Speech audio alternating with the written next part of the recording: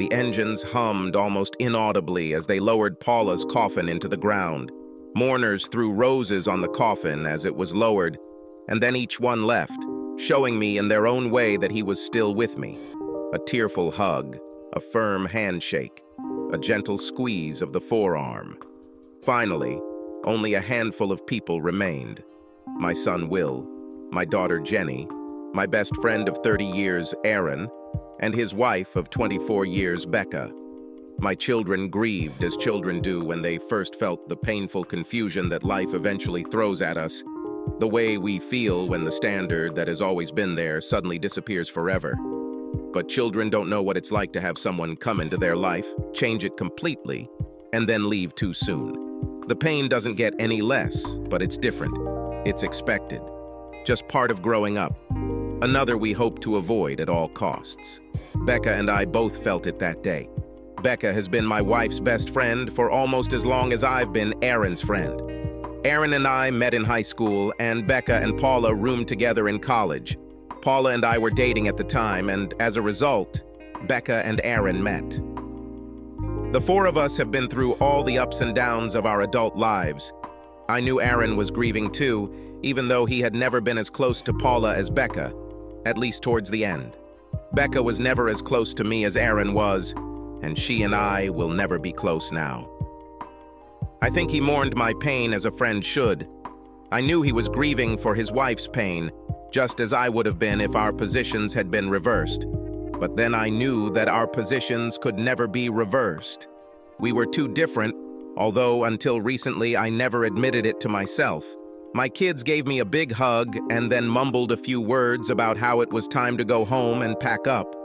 Paula died mid-semester at college, and Jenny needed to get back to school before she fell behind. Will recently started a new job and his paid vacation is running out. I kissed my daughter on the cheek and said goodbye to them. They offered me a ride, but I refused, deciding to stay with their godparents a little longer. Once the kids were out of earshot, I turned to Becca. She pulled me towards her and kissed me on the cheek, whispering, "I'm really sorry, Frank. She loved you so much, and I know you loved her more than anything." Becca paused on the last word, realizing that she had unwittingly said something offensive. I loved my wife, perhaps too much. I nodded and pulled away, leaving Paula's closest friend with a look of shame and regret on her face. Aaron moved towards me, arms wide, but I pushed him away, getting ready to leave. He looked at me confused. "Frank?" Then again, more plaintively, "Frank? Come on, buddy. What?" He stopped, his expression twisted with painful understanding and something akin to betrayal. On any other day, I might have laughed. "Frank, buddy, please don't go. Let's talk. We can sort this out." I walked a few more meters and looked over my shoulder. "I never want to see either of you again. Never." Aaron took a step, but his wife put her hand on his forearm, holding him back with a light touch. "It's a little late already," I thought bitterly. Nevertheless, Paula loved her. "I'm sorry for your loss, Becca." She nodded, frowning. My former best friend called me one last time, almost begging, "Frank." Now, all three of us felt the same pain, this cruel, hard-won knowledge of love found and lost. But of all of us, only I was fully prepared for this. 6 months later, my wife's death upset Jenny greatly, but she still managed to graduate with honors. I knew Paula would be beaming with pride, her godparents too, although at graduation I only saw them from afar. Becca and Aaron consciously chose to live without children, and our children were the closest thing they had to a son and daughter. After the funeral, my former friends did not fulfill my wishes, especially Aaron, who repeatedly tried to contact me. However, at graduation, I managed to stay away from them. Jenny noticed this, but I just told her that we had a fight and she shouldn't interfere. She kept pressing and pressing until I told her with complete certainty that I would not discuss this topic and that we had no chance of reconciliation. I should have known that this would only encourage her to intervene. My daughter has so much of her mom in her, and yet, When I walked into Jenny's apartment a couple of months later and saw my ex-best friend and his wife sitting there, I couldn't help but ask, "What the hell?" My daughter's eyes opened wide at this curse word. I almost never swear in front of my children. "Dad!" I ran into her. "I told you I don't want to talk to them." Aaron and Becca spoke at the same time. "Frank, please." "Buddy, don't!" I growled. "Don't you dare call me buddy, you son of a bitch!" "Dad." My eyes returned to my daughter. I told you that I don't want to talk to them anymore." "I can't believe you ambushed me like that," Becca said. "Frank, please," we begged her. "Aaron, we both missed you so much." "I didn't miss you. At all." Frank, stop it. It is not true. Jenny told us that you've been sitting at home alone all this time and... Did you spy for them? "No, Dad. No, of course not. But I'm worried about you. All four of you always went somewhere together. Heck, Uncle Aaron and Aunt Becca were at our house all the time when I was growing up." "Yes, well, we all make mistakes." I pointed my finger at my former friends. "Take this as a lesson, Jenny. Be careful who you trust. Some people are just waiting to stab you in the back. You don't even know what they did to me." Jenny hugged her shoulders, rubbing one arm, and looked away in embarrassment. "I know, Dad. Aunt Becca told me about what you did for Mom, about what the three of you did for her." My jaw dropped as I tried to find my voice. "I understand how much it hurts you." I was shaking with rage, trying not to scream in her face, but I was only partially successful. "You have no idea how much it hurts me. You... I could hardly restrain the word brat that was on the tip of my tongue, and with a growl, I turned my anger towards her godmother. "I only asked for one thing, Becca.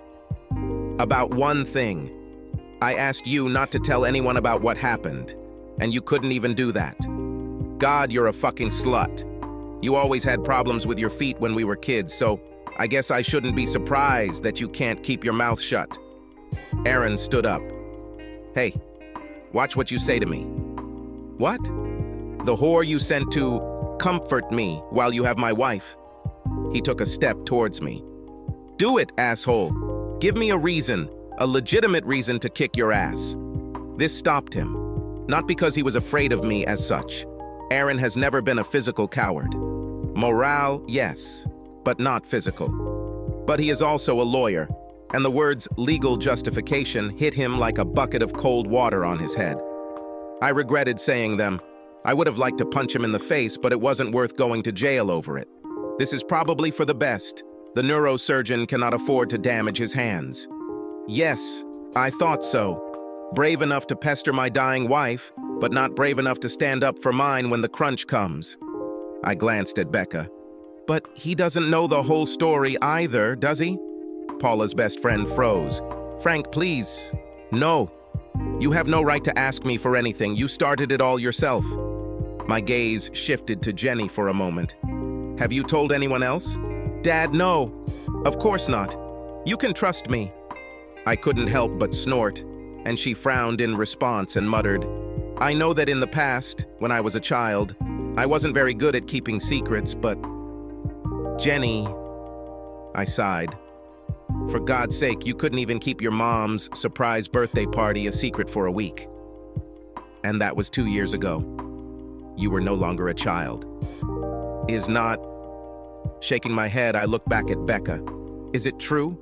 You came to her, my wonderful, sweet, open-as-a-book daughter, and told her this terrible secret about me, about my dead wife, about her mother, for God's sake?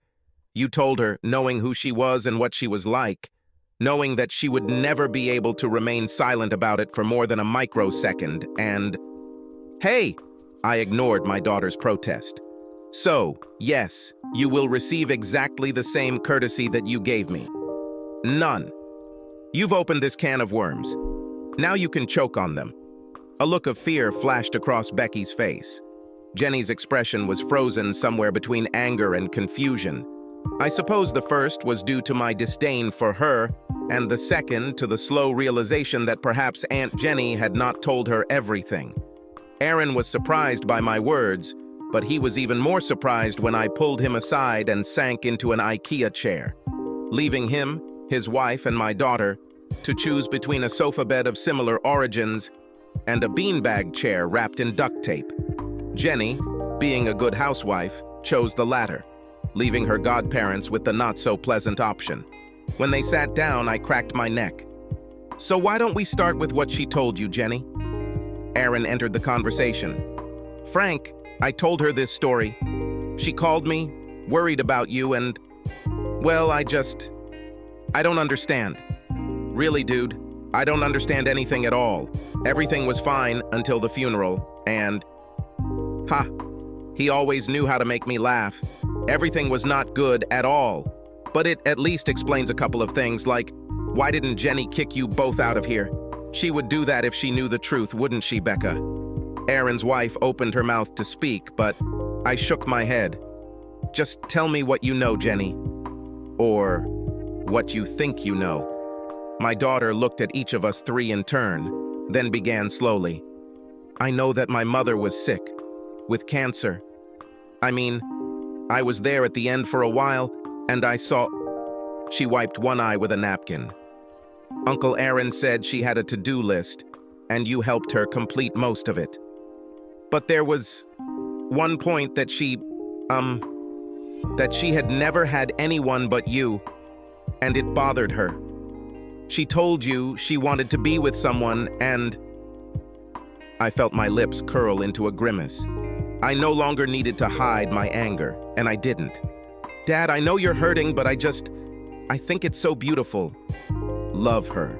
Let her fantasize, even if it hurts you, and hide from her that you are hurt too.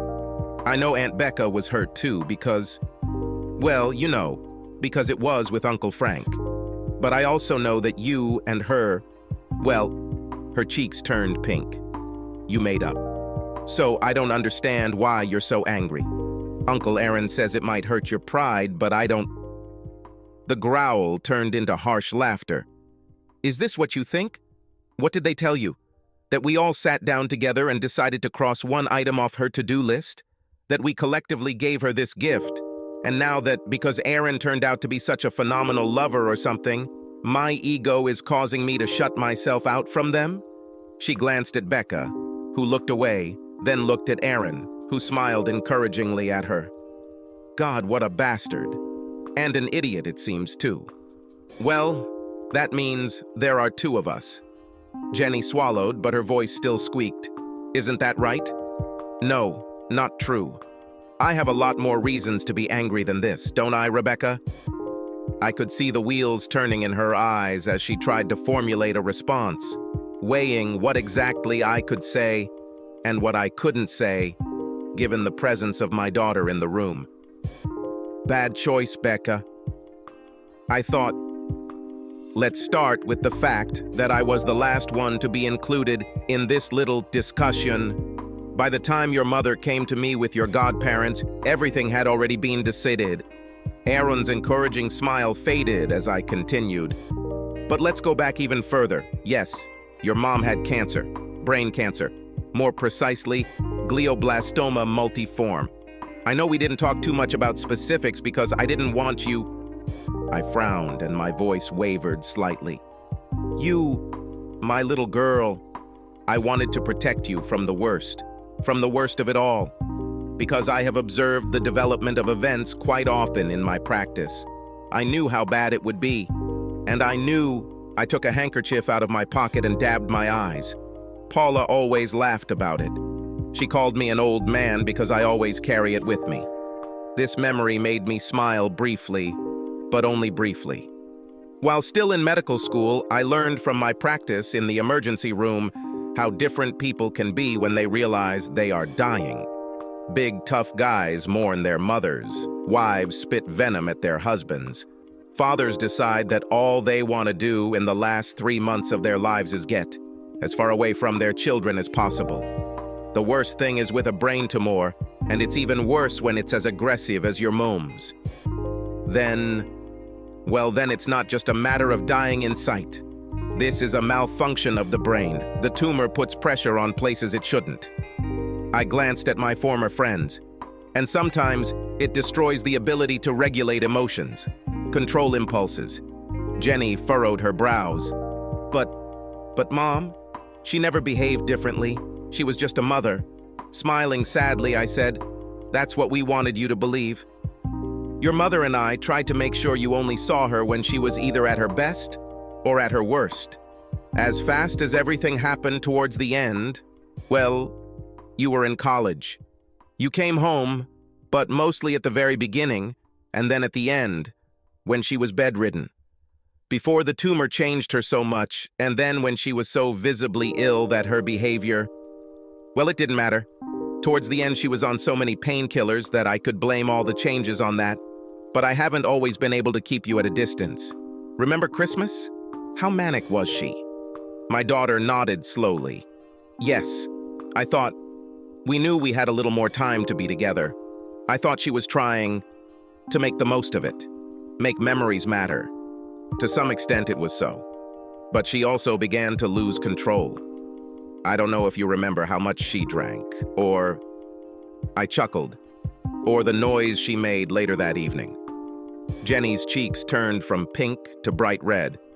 "Usually, when you kids came to visit, we didn't do much, or at least tried to be inconspicuous. But by then, your mother had lost the necessary self-control.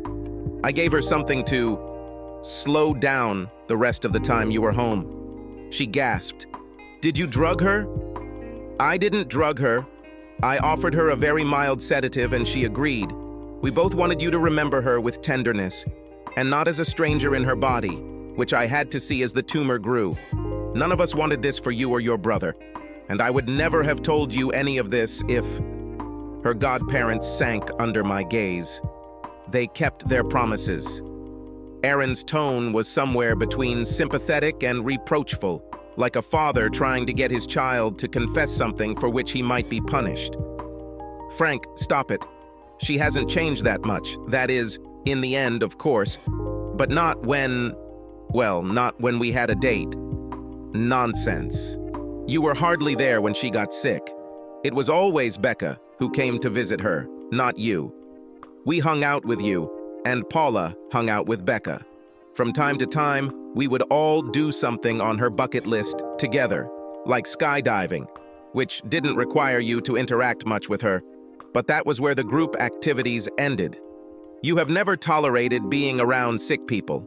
I remember you went to the hospital exactly once when I was doing my internship in the emergency department and almost lost consciousness. But Becca knew.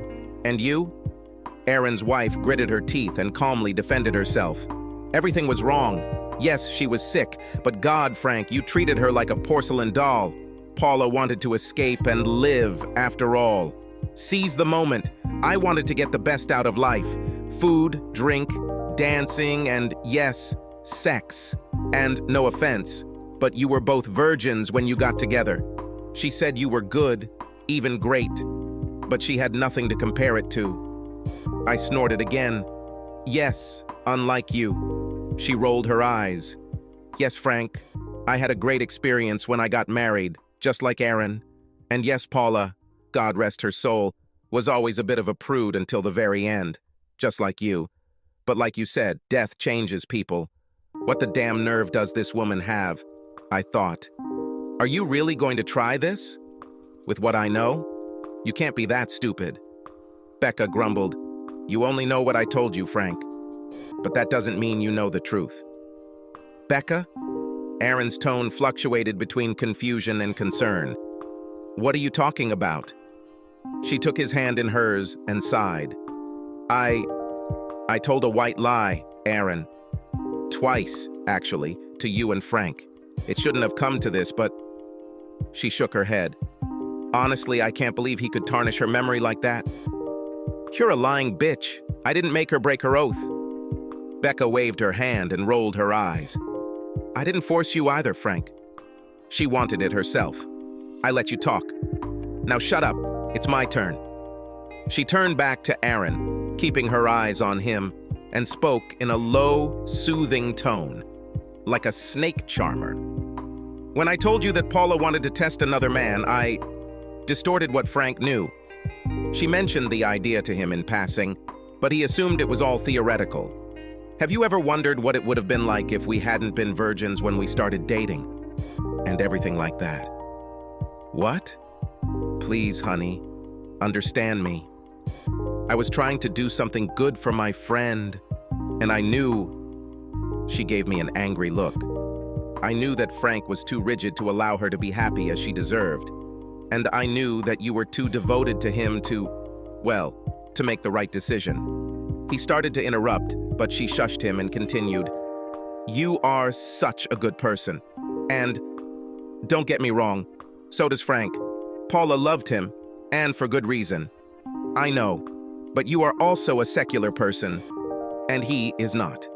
I've never cheated on you, and I know that you've never cheated on me. However, in the past, we both agreed that while loyalty is important, it is no more or less important than all other vows." Paula and Frank disagreed, at least until the very end when she saw how much she had missed out on in her youth because of her hypocrisy, and she wanted to fix it. "So, I told you that Frank has already tentatively agreed if she finds someone he trusts. Who can he trust more than you?" Aaron's jaw dropped and then snapped shut. He swallowed several times, then said hoarsely, "Frank, you have to believe me. I did not know. Becca told me that you agreed to give this to Paula because you trust me. She let me believe that you gave the go-ahead. I didn't know, man. I know you didn't know. I also know that she doesn't tell you everything. She didn't tell you..." Then Jenny found her voice. Wait, Dad, if you didn't agree with this, why did you agree?" I sighed. I've asked myself this question more than once over the past 10 months, but the answer has never changed. Because I loved your mother, baby, but by then she was no longer your mother. What does it mean? She has become unstable. She was easily angry, eccentric, irresponsible, everything she had never been before the tumor. The pain was not yet severe, but her behavior had changed greatly. I truly believe that if the wrong person, someone she truly trusted, and who was willing to abuse that trust, worked on her enough, your mom might decide she wanted to have an affair herself as part of her to-do list. She was already completely different. And when the three of them came to me and asked for my permission for a one-time pass, I knew exactly what would happen if I said no. She will get upset and angry. Maybe he'll just pout and stomp, but I think he'll do it anyway. And then I would have to decide whether to divorce my wife, who I knew had only months to live, and subject to all this what little was left of the woman I loved, or let her experience it, let you and Will experience it, even experience it yourself. On top of that, Becca helpfully suggested, as you put it, keeping the balance, so I didn't even have that option. In Paula's eyes, everything had to be fair. Well, in Paula's eyes, after they were blinded by Becky's ambitions. Her ambitions? Aaron looked at the two people he had trusted unconditionally for decades and realized how stupid it was to misplace that trust in at least one of us. What is he talking about, Becca? She bowed her head and tears streamed down her cheeks. This could be an impressive display of remorse if one were inclined to believe it. But I wasn't inclined. I said I lied twice, Aaron. Once for the field and for you. The other one is for Frank. When you left on your date with Becca, I went to their house as we agreed to take care of him. I had difficulty getting him to open the door. He didn't want to be with me. I got it. The snake smiled at me, revealing its fangs.